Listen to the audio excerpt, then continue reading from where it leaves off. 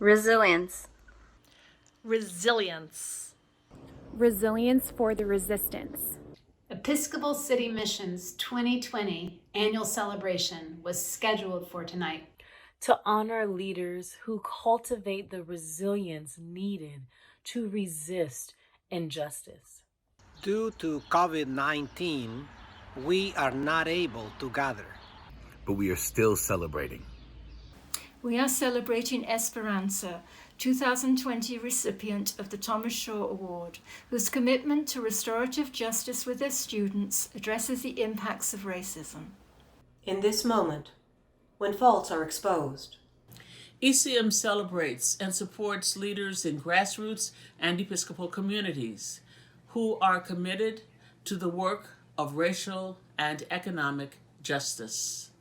ECM launched the COVID-19 Rapid Response Fund and the Soul of Movement Fund to sustain leaders responding to this pandemic.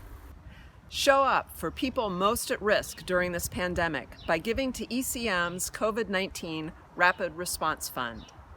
To date, ECM has distributed $185,000 to 50 grassroots organizations and Episcopal communities.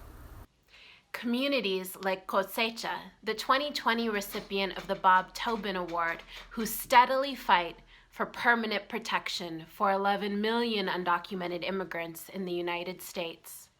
Your contributions will support faith leaders who are leading the church to pay attention to those most at risk during this time.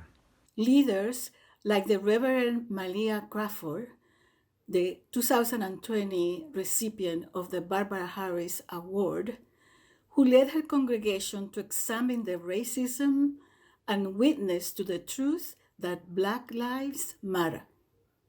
ECM is trying to raise an additional $75,000 to expand the impact of our COVID-19 fund, and we have already raised $35,000.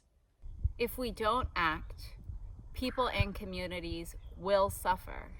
We know you won't let that happen.